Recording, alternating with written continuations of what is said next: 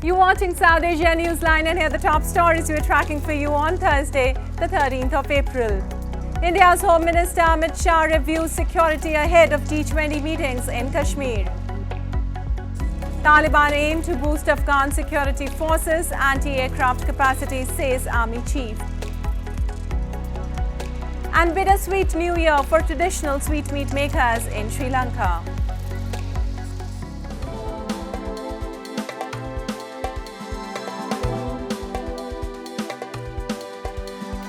And now for all the details. India is all set to hold G20 summit meetings under its presidency in Jammu and Kashmir in late May, a decision which has left Pakistan fuming.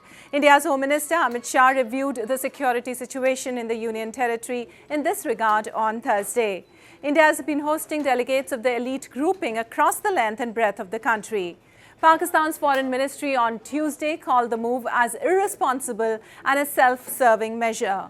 New Delhi has long accused Pakistan of spreading unrest in Kashmir Valley by aiding terror groups, a charge Islamabad denies. Earlier, China had also expressed objections over the G20 meetings to be held in the territory of Ladakh in late April, exactly 3 years after border row erupted between the two countries in the region. And India's financial crime fighting agency, ED, the Enforcement Directorate, has opened an investigation into alleged violations of foreign exchange rules by the BBC. The investigation comes months after tax authorities searched the British broadcaster's offices in Mumbai and New Delhi. The latest investigation is being conducted under India's Foreign Exchange Management Act. British Foreign Minister James Cleverly had in March raised the BBC tax searches with his Indian counterpart. Relations between India and Britain, who are working to seal a delayed free trade agreement, have also been strained by protest outside the Indian High Commission in London last month. Well, Pakistan's Supreme Court has warned PM Shehbaz Sharif-led ruling coalition that failure to comply with direction regarding the release of 21 billion Pakistan rupees election fund will amount to disobedience of the apex court. The top court also ordered senior officials, including Governor of State Bank of Pakistan, Attorney General Finance Secretary, along with Election Commission of Pakistan representatives, to appear before it on Friday. This comes as the poll body on Tuesday submitted a report stating that the federal government had not provided funds for the polls to be held on May 14th in Punjab province as per the court's order. The ruling coalition has stressed holding the elections is not in nation's interest amid the economic crisis. And tailors in crisis in Pakistan have expressed that they are unable to make ends meet due to rising cost and low purchasing power of the customers. The ongoing Ramadan is a time for business, but everyone is feeling the pinch of the crippling economic slowdown. A report. Tailors across Muslim-majority Pakistan usually do more than half of their total annual business during the holy month of Ramadan. But this time, the worsening economic crisis has also affected them severely. A tailor in financial capital Karachi said the rising prices of material they use and low purchasing power of customers has made it difficult for them to manage expenses. महंगाई ने बिल्कुल तो कमर तोड़ दी हर बंदे की समय ना हम सिलाई मांगते हैं ग्राहक भाग जाता है तो जब कपड़े सिलाएगा बेचारा या आटा लेगा समय ना इसी कश्मकश में हम बैठे हुए हैं और हमारे अपने घर के गुजारे नहीं हो रहे हकीकत बात ये है हमारा बोलते हैं सीजन है रमजान सीजन नहीं है अब रमजान का इतना खर्चा है जो हम अपने दुकान का खर्चा नहीं निकाल पा रहे। ये जो नलकी है धागे की ये 4 रुपए की मिलती थी और अब ये नलकी 20 रुपए की एक मिल रही है तो कितना सिल्क बुकरम पॉकेट क्लॉथ धागा बटन ये तमाम की तमाम चीज़ें जो हैं इतनी महंगी हो गई हैं कि हमारे पर बहुत ज़्यादा बर्डन पड़ गया। Prices have been pushed higher by a weakening currency, energy tariff increases and a usual Ramadan spike. Global factors have also compounded consumer inflation as the country of 220 million people tries to finalize a $1.1 billion bailout agreement with IMF. The Taliban's Army Chief Qari Fasihuddin Fitrat has said the defense has received the largest share of funds in Afghanistan's budget as the Taliban government aims to boost forces by a third and build anti-aircraft missile capacity. The defense ambitions of the Taliban, which took over in 2021, comes in the face of its policies such as restrictions on work and education for women that have hampered steps towards diplomatic recognition. Fitrat said defence forces, now numbering 150,000, are targeted to be increased by 50,000, although he did not reveal the precise figure of the funds.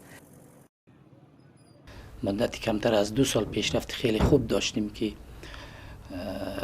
به تعدادی 150,000 نیرو کم و بیش تا حال ما در چوکات اردوی ملی اسلامی ثبت کردیم و ایراد داریم. اما این هدف نهایی نیست. آهسته آهسته قدم به قدم پیش میریم تا اینکه ما اطمینان پیدا بکنیم که حالا تمام نیازمندی های کشور ما در راستای داشتن یک اردوی منظم و Since the takeover, the Taliban have spent 1.5 years setting up a civilian administration and a national military out of an insurgent force that fought a 20-year war against foreign forces and the previous US-backed Afghan government. And as Sri Lanka is suffering from its worst economic crisis, vendors in the island nation fear that their businesses may not be so brisk and won't be able to buy food and new items to celebrate their traditional New Year. A report. Sweetmeats are a popular food during the Sri Lanka New Year, which will be celebrated on Friday. But this year, vendors fear that business may not be so brisk as the country grapples with its worst economic crisis in decades. Priyanti Anumuva, who runs a small traditional sweetmeat business, said that whatever profit she makes is being offset by higher input cost. Customers affected by an economy in turmoil have tightened their belts, and that means her profit margins don't even provide enough to pay the bills. ඔව් දැන් අවුරුදු 4ක් තිස්සේ මේක පොඩියට කරගෙන ඇවිල්ලා මේ අවුරුදු ටිකක් ඊට වඩා ඉහළට ව්‍යාපාර කරගෙන යනවා. ඉතින් කියන්න අමාරුයි මේ දවස්වල ආර්ථික මිනිසුන්ගේ ප්‍රශ්න මත හදන ඒවා සම්පූර්ණයෙන්ම බිස්නස් වෙයිද කියන එක බලාපොරොත්තු වෙන. Sri Lanka last month secured a $2.9 billion program from the IMF to tackle its suffocating debt burden. The economic crisis has disrupted imports of essentials from fuel to medicine and caused political turmoil. And India's Jammu and Kashmir has turned into a mini paradise as almond trees have bloomed in white and pink amid the pleasant spring season. Almond trees, which are among the first to bloom in the Kashmir Valley, have lent an aromatic air to the spring. Tourists who visited the famous gardens in the region said that they were overwhelmed with Kashmir's beauty. It is known as a king of the seasons in Kashmir, जो spring का season होता है, तो इसकी जो आमद है हर तरफ खुशियाँ बिखेरते हैं और लोग निकलते हैं हाइबरनेशन से। जो विंटर्स में हमें 2-2.5 महीने का हार्श विंटर्स होते हैं, उसमें तो स्टैंड स्टिल भी हो जाते हैं कुछ एक्टिविटीज़। भले ही हमारी जो एक्टिविटी है टूरिज़म की वो सालों साल चालू। Known for its snow-topped Himalayan mountains, fast-flowing rivers, Mukhaleda gardens, alpine meadows and houseboats, the Federal Territory has seen a resurgence in domestic tourism since most COVID-19 restrictions ended last year. Well, that's all in tonight's edition. We'll see you same time tomorrow. Good night.